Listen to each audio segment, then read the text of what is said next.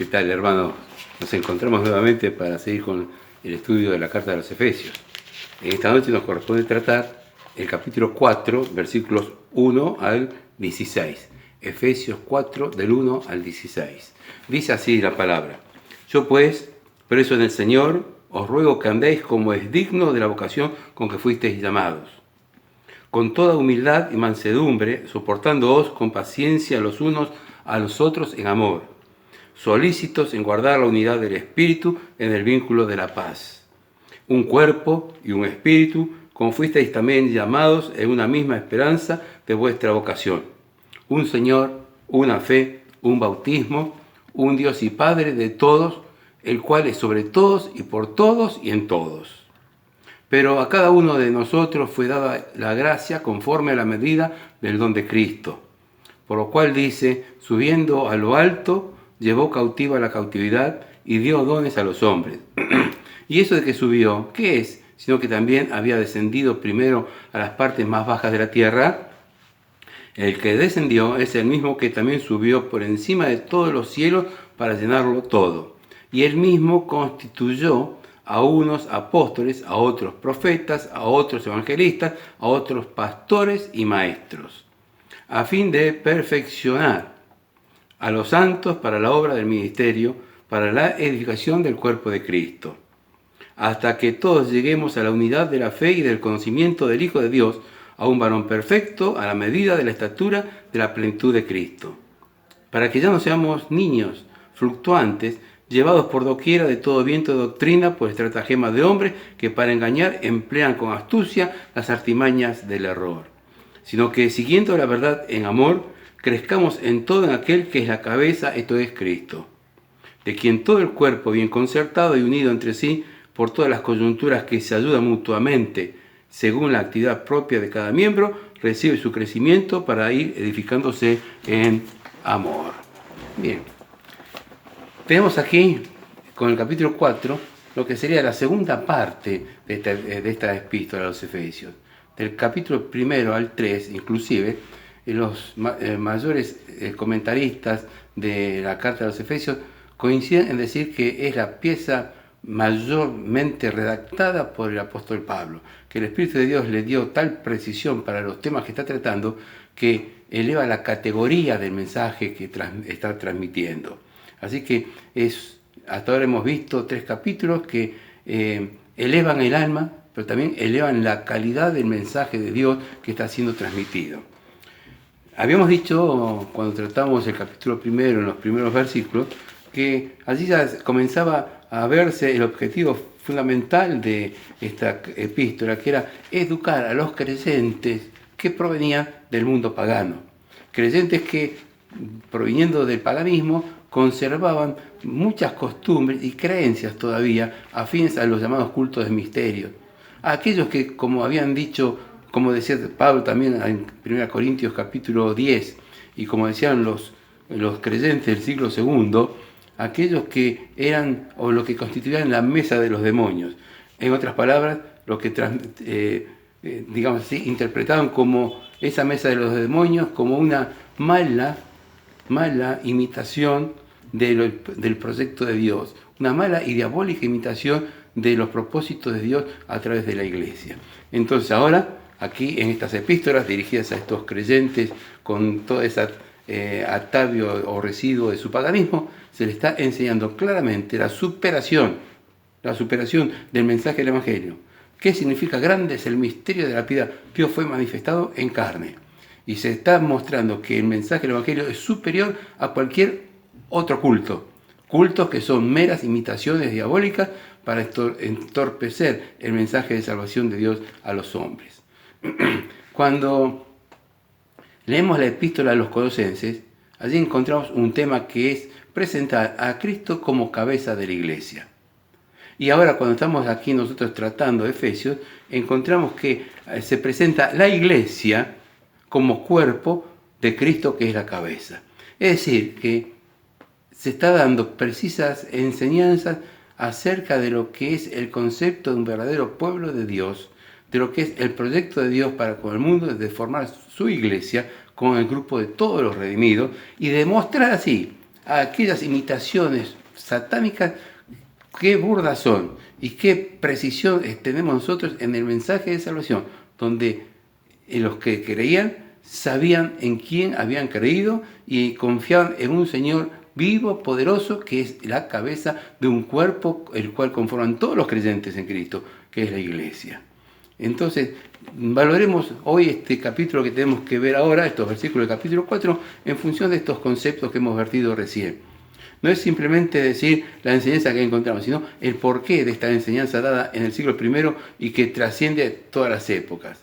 La enseñanza para el siglo I es demostrar a aquellos cultos del paganismo que eran un fracaso, que el verdadero mensaje de Dios había venido en el misterio de la piedad, en el Verbo encarnado, en aquel Verbo que se hizo carne y murió en la cruz de Calvario, en aquel Dios trascendente que ofrecía la salvación con certeza a quien lo creía y se sentía seguro de esa vida eterna que recibía.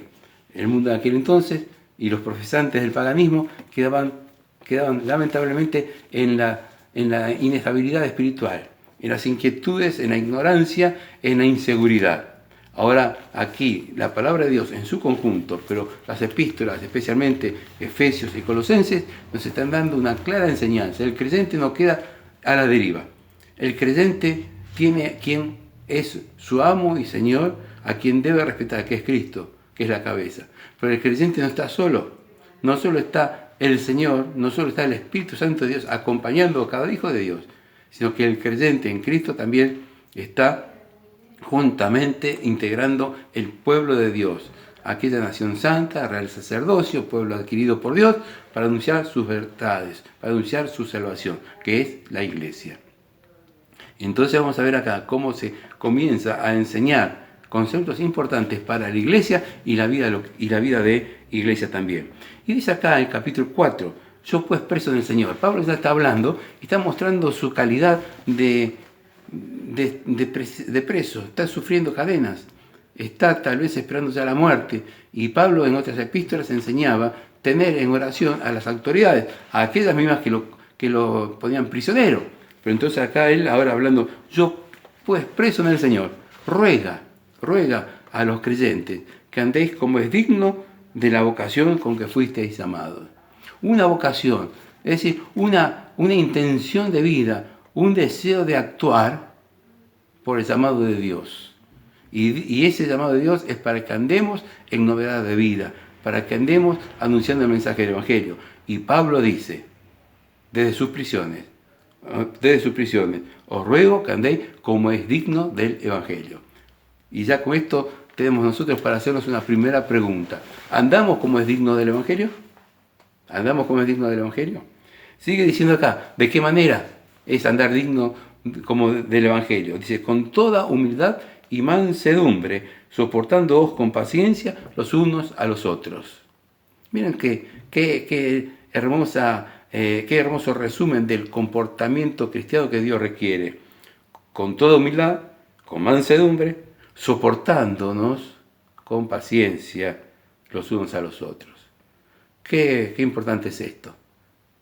Pero es profeso donde hemos leído el final. Allí está la fórmula para que esto tenga éxito. Todo esfuerzo humano va a fracasar. Toda aquella intención humana de ser humildes, de comportarnos con mansedumbre, de ayudarnos los unos a los otros, va a fracasar en la medida en que todo esto no lo hagamos en amor. Por eso dice acá, con paciencia los unos a los otros en amor. El cuerpo de Cristo, la iglesia, tiene una vida en común. Y esa vida en común debe ser hecha en amor. El amor de Dios. No simplemente el sentimiento cariñoso, sino el amor de Dios, aquel que viene de lo alto, de lo sumo, donde está Dios. Por eso dice, ¿de qué manera se practica esa vida y cómo? ¿Qué consejo para ponerlo en práctica en el amor? Dice, solícitos en guardar. Solícitos, prestos, rápidos, tenemos que guardar. ¿Qué debemos guardar? No nos dice la riqueza intelectual, no nos dice nuestra vanagloria, no nos dice tal vez nuestras capacidades o nuestros dones que tal vez nosotros consideramos que podríamos ser eficientes en el trabajo para el Señor. nos dice acá, solícitos en guardar, el versículo 3, la unidad del Espíritu. La unidad del Espíritu. Y este Espíritu es el Espíritu de Dios con mayúscula, el Espíritu Santo de Dios. Más adelante nos va a hablar y nos está mostrando el concierto, el trabajo concertado del Trino Dios, Dios Padre, Dios Hijo y Dios Espíritu Santo. Y aquí, solícitos en guardar la unidad en el Espíritu, la unidad del Espíritu en el vínculo de la paz. Es este Espíritu que ya en el Evangelio de Juan nos decía, que el Señor se iba, pero nos iba a dejar el Paracletos, el Consolador, el Espíritu de verdad, que nos va a llevar a toda verdad, a toda enseñanza. Y esto se logra únicamente en un clima de unidad, en un clima no uniforme, en un clima de variedad de pensamientos, pero donde el Espíritu de Dios une, concierta, pone un vínculo estrecho, como dice acá, en el vínculo de la paz.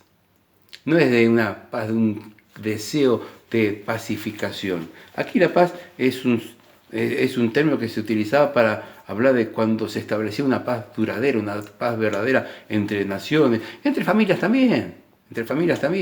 Entonces acá nos está enseñando la palabra que con toda humildad, con toda mansedumbre, soportándonos con paciencia, aguantándonos los unos a los otros en amor. Pero a esto hay que agregarle la solicitud, la presteza, la rapidez. No debemos estar esperando que el otro nos venga a saludar. Debemos ir nosotros. No debemos estar esperando el bien o la muestra de cariño de los demás. Debemos ir primero nosotros. No nos equivoquemos. Muchas veces nos quedamos rezagados, como esperando porque merecemos que nos consideren. Cuidado, hermano, no nos equivoquemos. Hagámoslo todo como para el Señor, solícitos a guardar la unidad en el vínculo del Espíritu Santo de Dios, en el vínculo de la paz, de esa paz que solamente Dios puede establecer. Qué hermoso es cuando una congregación, qué hermoso cuando una familia de Dios, cuando la familia carnal también, pero de creyentes, constituida por creyentes, puede mantener esa paz, esa unidad.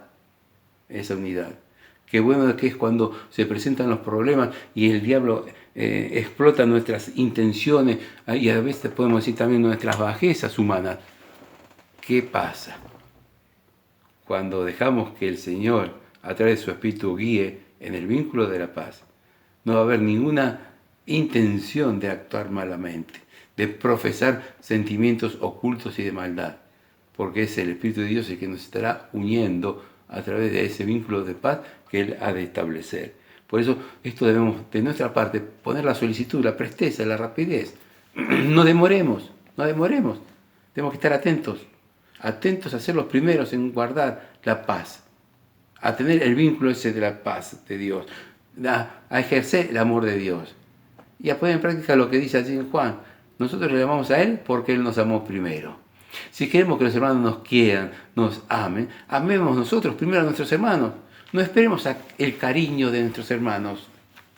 Demos nosotros nuestro cariño a nuestros hermanos. Cosechemos la amistad, cosechemos el fruto de la comunión.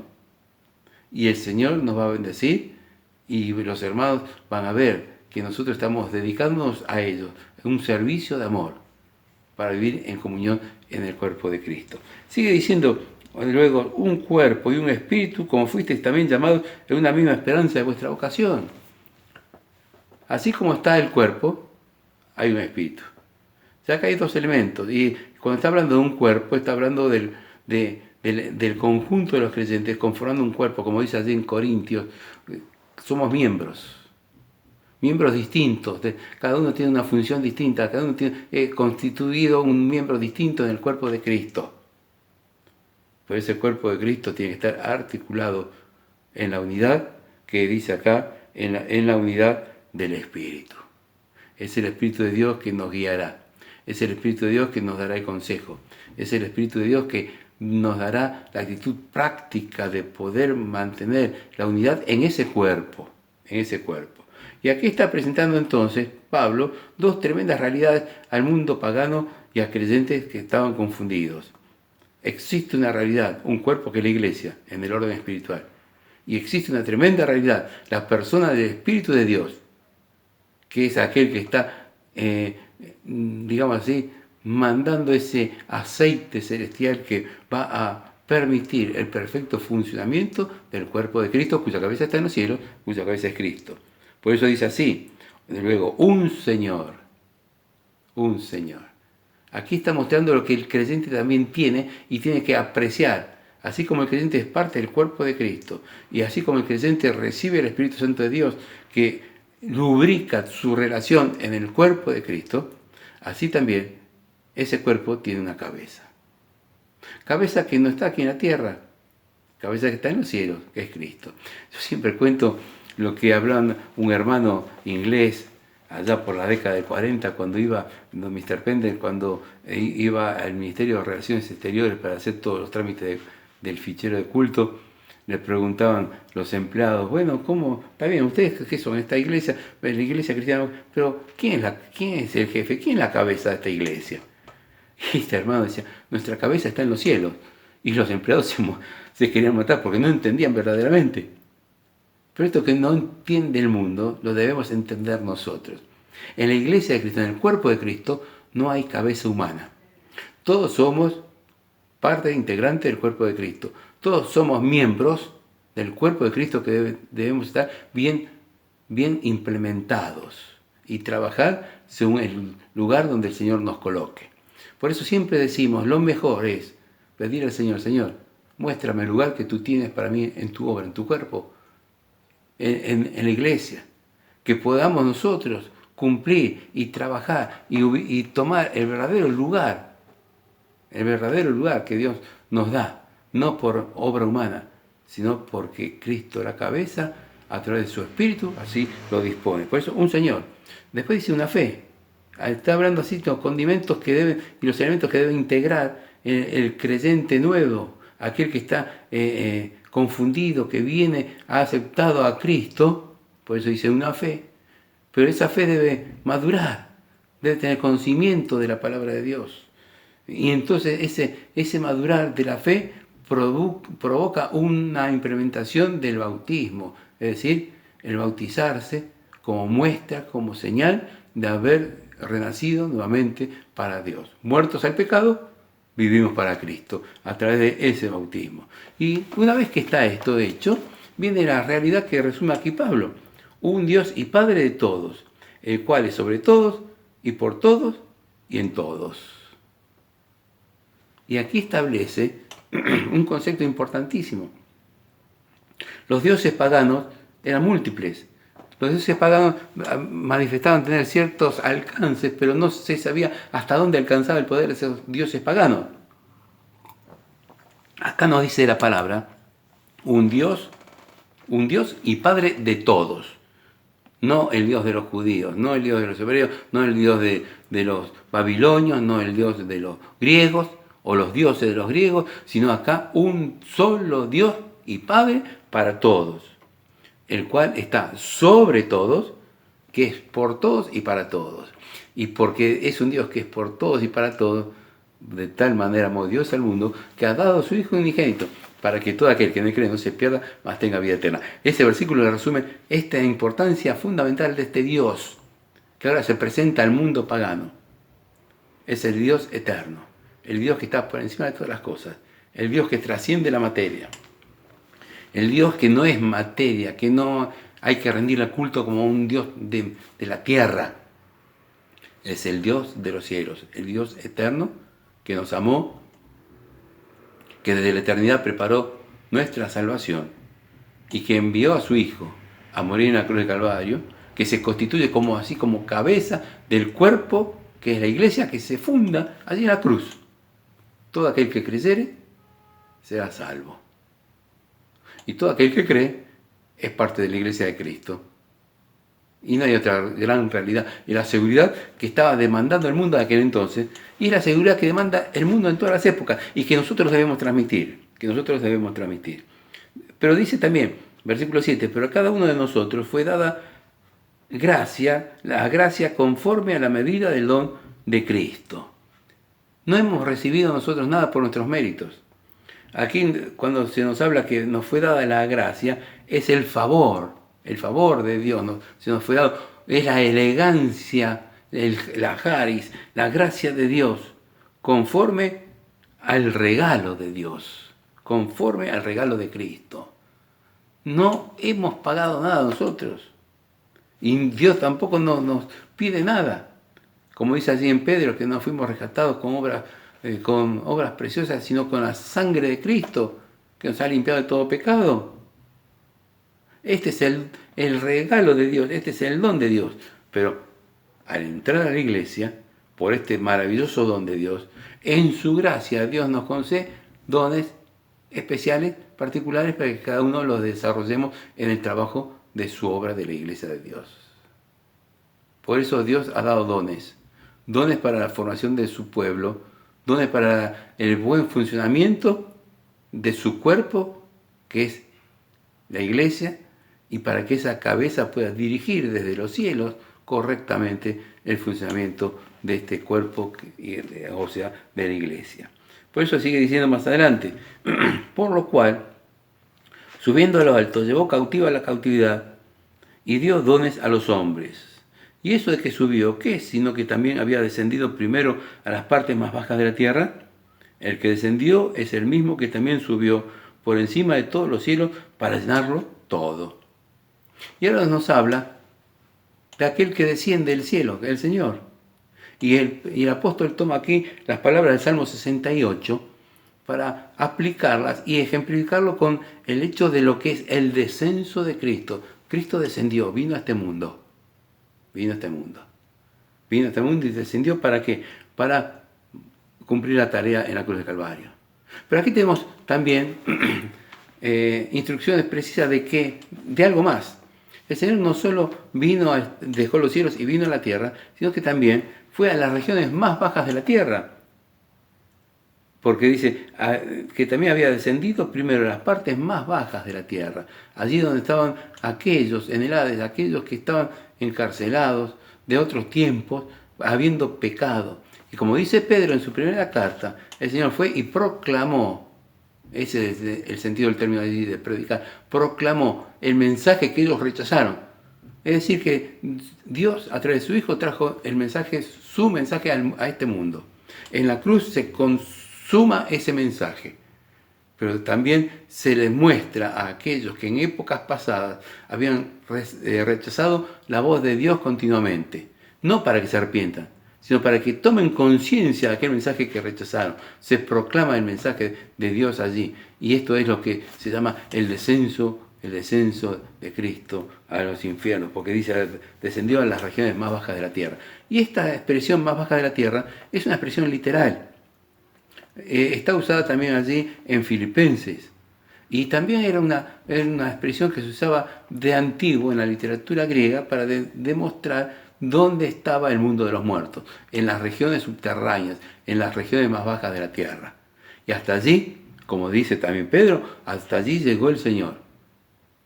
No hay purgatorio, no hay salvación después de la muerte, pero aquellos que habían descendido al sepulcro, rechazando los mensajes de Dios en otras épocas, como nos dijo Dios, habiendo hablado en otros tiempos de los padres por los profetas, en estos posteriores días nos ha hablado por su Hijo. Aquellos que habían rechazado el mensaje de Dios en otros tiempos, ahora, ya separados y listos para su condenación eterna, deben escuchar la proclamación de parte del mismo Señor Jesús, la proclamación del mensaje que ellos han rechazado, el mensaje de salvación. Que es tremendo, ¿eh? Tomar conciencia que están perdidos eternamente. Nosotros como creyentes debemos dar gracias a Dios. Tenemos al Señor en nuestro corazón y a pesar de las vicisitudes de la vida, estamos salvos, estamos asegurados en nuestra salvación, nuestra vida eterna. Tomemos conciencia de este bien y roguemos por aquellas almas que rechazan el mensaje del Evangelio, que no han tomado conciencia de lo que es la muerte eterna, para que nuestros parientes, nuestros vecinos, nuestros amigos puedan llegar a verdaderamente a reaccionar y aceptar el mensaje de salvación. Porque después de la tierra no habrá más oportunidad para cambiar esa situación espiritual. Por eso dice entonces, el que descendió es el mismo que también subió por encima de todos los cielos para llenarlo todo. Subió, el Señor desciende para morir en la cruz.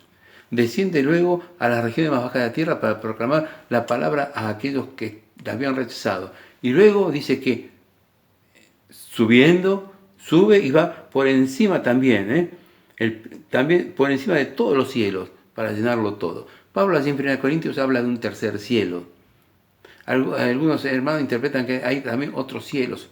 No sabemos, pero lo importante acá es que el Señor nos está diciendo por estas palabras que en lo máximo del extremo de los alcances de la eternidad, si podemos decir así, del área de influencia de la eternidad, que es imposible definirlo, en todo eso, allí subió por encima de todos los cielos para llenarlo todo. El Señor Jesús fue exaltado hasta el sumo, como dice en Filipenses capítulo 2. Y fue proclamado su nombre en los cielos, en la tierra y debajo de la tierra. Hasta todos los cielos profundos, eternos, allí es proclamado el nombre de Dios, por el Hijo del Señor Jesús, de Dios, el Señor Jesús, que murió allí en la cruz del Calvario. Bueno, pero ¿a qué viene todo esto? Nos muestra la constitución de la Iglesia con la composición y jefatura en los cielos. Nos muestra un espíritu de un Señor que deben ser respetados en la constitución de esa iglesia, de ese cuerpo de Cristo, al que se entra por una fe y un bautismo en el Señor. Pero ahora también, ¿qué hacer para que este cuerpo de Cristo funcione correctamente? Y entonces dice a partir del versículo 11, y él mismo constituyó a unos apóstoles, a otros profetas, a otros evangelistas, a otros pastores y maestros. Y aquí nos está dando las características de oficios, de cargos y de dones que el Señor dio para la iglesia.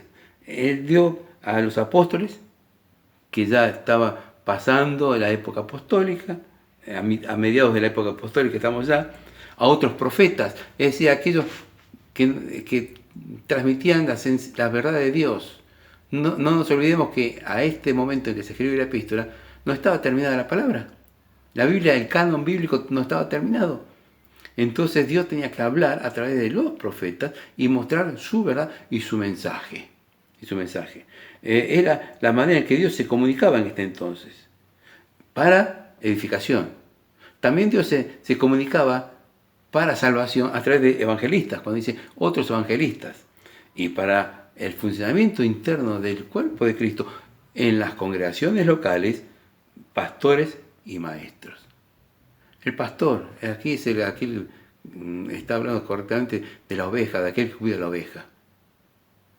Y allá Pedro, en 1 Pedro capítulo 5, nos está hablando del gran pastor de ovejas, del Ramadán, aquel que verdaderamente es el jefe, el que maneja todo el ganado.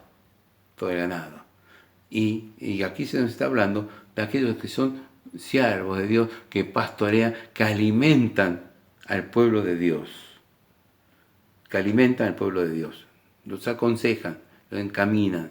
Pero también dicen maestros. No está diciendo teólogos, didáscalos, maestros, enseñanza, enseñadores, aquellos que están dedicados también a dar una manera más sistemática en la palabra de Dios para que el pueblo de Dios sepa lo que está practicando y lo que debe creer o no creer. Es decir, hay aquí toda una función en la iglesia. Hay una forma en que la palabra de Dios a través de Pablo están dejando estructurado el funcionamiento del cuerpo de Cristo manifestado a través de las iglesias locales. Ya en este periodo nuestro que vivimos no tenemos apóstoles. Profetas tampoco, porque el canon de Dios ha cerrado. La Biblia está completa desde el siglo I. Y como dice la Escritura, más cuando venga lo perfecto, entonces lo que se imparte se acabará. 1 Corintios capítulo 13 también allí. Pero después quedan los evangelistas, aquellos que en el siglo I y II eran conocidos como maestros itinerantes, iban por los distintos pueblos predicando el mensaje del Evangelio.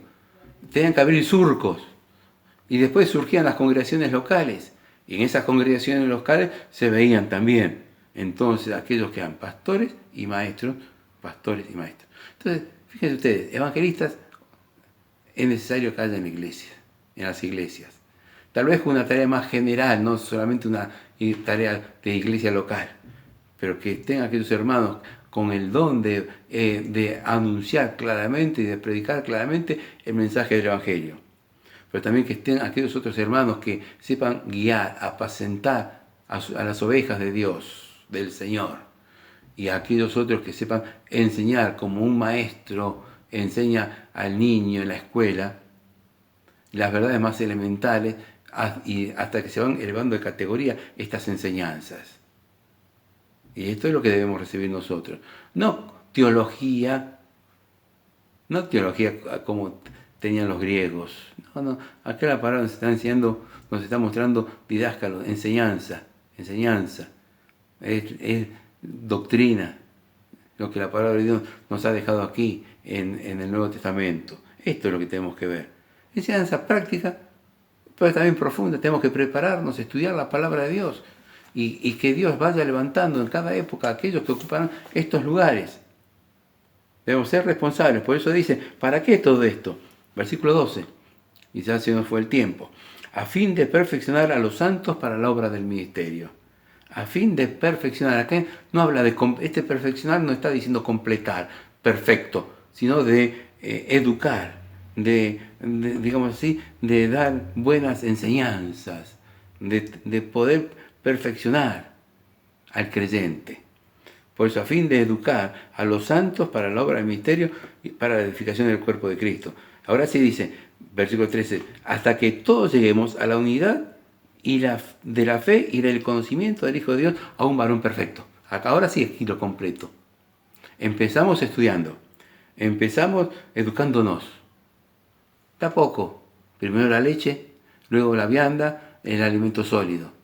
Tenemos que avanzar como en cualquier educación secular. ¿Para qué? Para llegar a la unidad de la fe y el conocimiento como un varón perfecto, a la medida de la estatura de la plenitud de Cristo, imitando al Señor.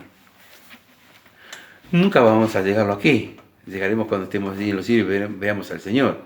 Pero tenemos que decir como Pablo, prosigo la carrera, a ver si logro hacer aquello por lo cual fui asido en Cristo Jesús. No que ya lo haya alcanzado, intento alcanzarlo.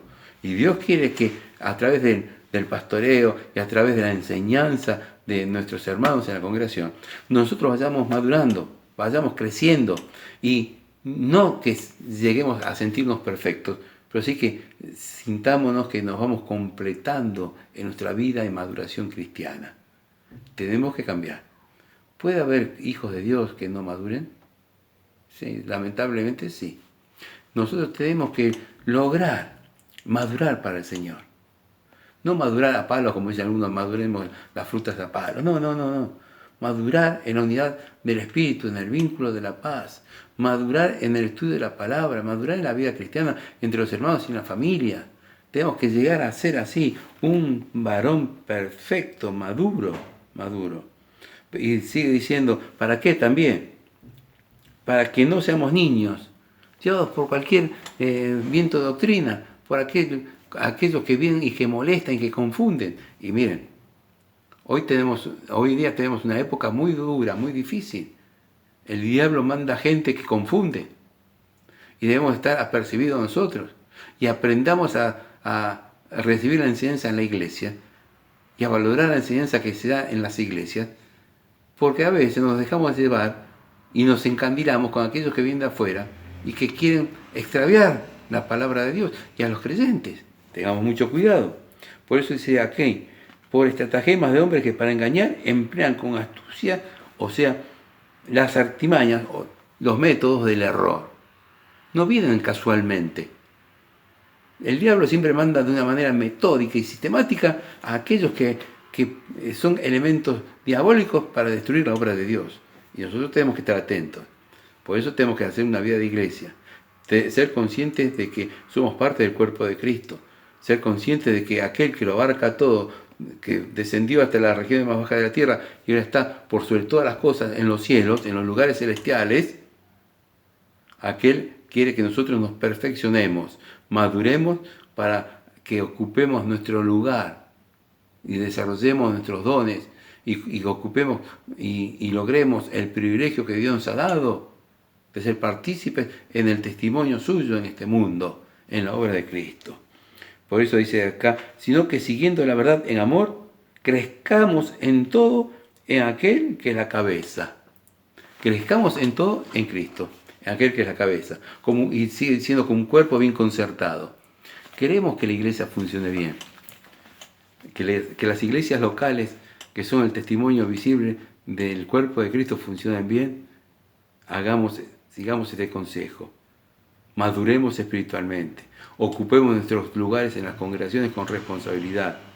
Veamos y esperemos a que nuestro crecimiento se vaya dando hasta que lleguemos así a la plenitud y a la maduración en el cuerpo de Cristo.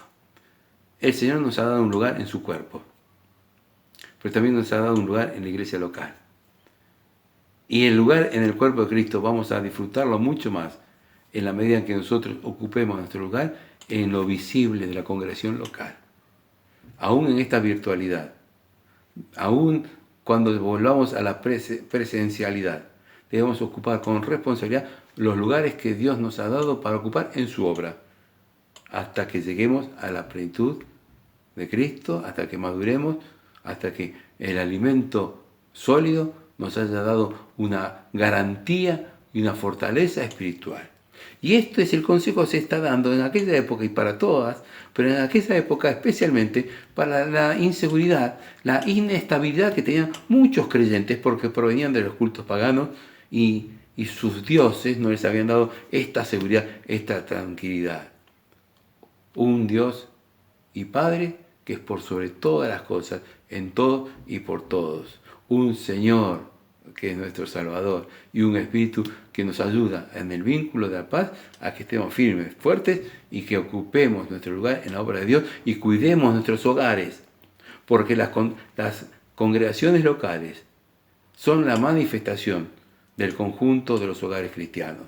Cuidemos nuestros hogares, oremos por nuestros hijos, oremos por nuestros hermanos y hagamos la tarea silenciosamente, no pretendiendo ser los mejores. Siervos inútiles somos. Dejemos que el Señor obre en nuestras vidas y que el Señor obre en las congregaciones locales. Y esperemos aquel día cuando el cuerpo de Cristo, la iglesia, se reúna con su Señor, que es la cabeza allí en los cielos. Que el Señor nos bendiga.